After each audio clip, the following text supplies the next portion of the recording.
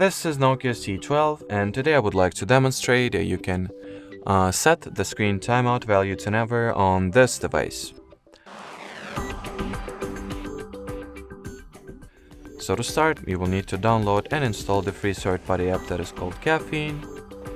So let me do exactly that. Once the app is ready, you gotta go ahead and, launch it.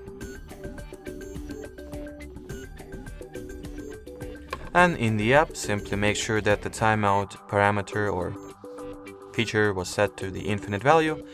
And as long as the Caffeine app will stay active and working in the background, your screen will not automatically turn itself off. Alrighty, so that will be it for this video. Thanks for watching and bye bye.